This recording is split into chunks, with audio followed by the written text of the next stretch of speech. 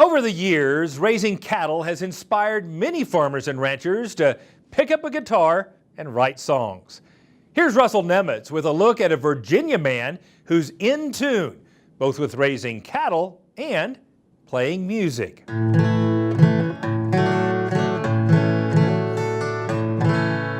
So I always wanted to write songs and I wanted to farm. So I moved to Tennessee and have been lucky, with a career there. And then was always planning on moving back. My folks still live in the house right there.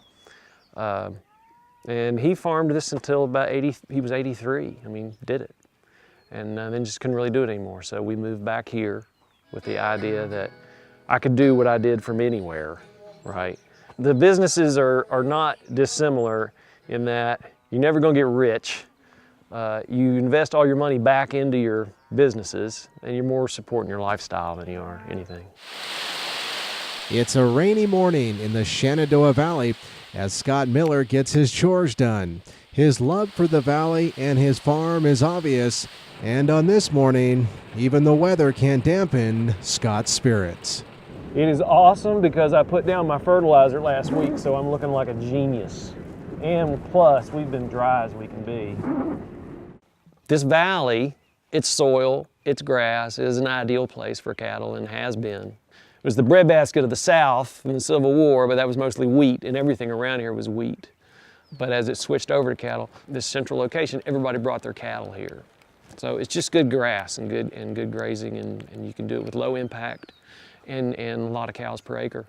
Although Scott is currently dressed for farm chores, soon he'll shed the coveralls and be on stage performing his music live at the Hamilton in downtown Washington, D.C. His work boots, though, will stay on as he plays. I used to always joke in Nashville, I was like, I'm the only guy down here that has actual cow flop on his boots, And I don't think anybody believed me. I get up here, I'll feed the bulls, check everything. Right now, of course, we're calving, so there's always that to deal with. There's always something that's got to be done. And I can get out of here probably about 10:30 or whatever, get back to the house, pack up. I can drive up, do that show, and then be back here early Sunday morning to repeat the process.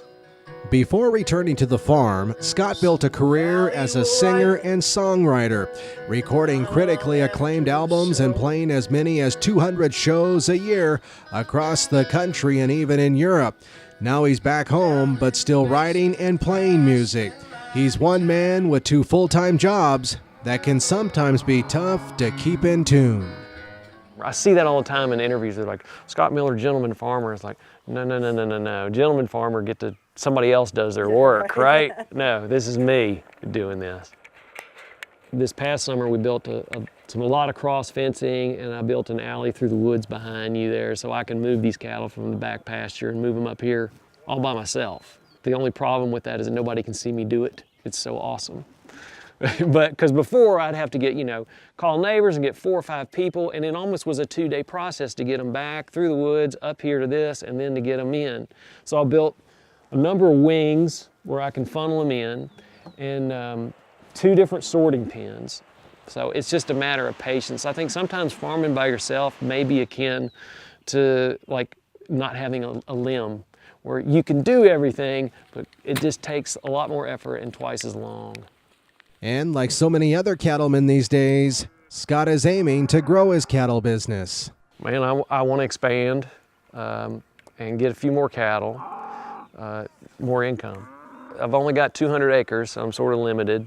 So I'm running a little over 60, and this past summer, now we did the NRCS where we came in, fenced off the woods, and I split some fields where I can graze a little more efficiently. So I'm hoping I can add another 10 or 15. So that's sort of, still trying to find that balance. During a break from chores, Scott picks up his guitar in front of the bullpen. His music often reflects his love of the farm and the history of his home area. Dear Sarah, I'm stuck on a train bound for Richmond. We marched down from Kernstown. You write what you know, and of course it's in me. I wouldn't say that I focus on it, but you can't help but where you grew up to have it affect you. and especially here. I mean, if you look, you could see the surroundings and the people here. And although the audience on the farm is not at all like the one that'll fill the room he'll perform in later, he appreciates these fans for the value they bring to his herd. They ran away, didn't they? Well, I think it's the best way to make my herd better and the most money efficient way is by upgrading kind of the quality of bulls. I mean, that's the easiest way. And that's just the most efficient way for me to do is to take my best heifers and keep them and breed up. Calf ease is important to me only because if I've got to be gone, sometimes I can't be here. So I need something that I can turn my back on and know they'll be all right. There's no doubt life on the farm is a whole lot different than playing music on the road. But finding the harmony between these different worlds is something Scott Miller is committed to doing. Well, you know, I mean, farming's a challenge and you gotta love it or you don't need to be doing it. And this was always where I wanted to be and always what I wanted to come back and do.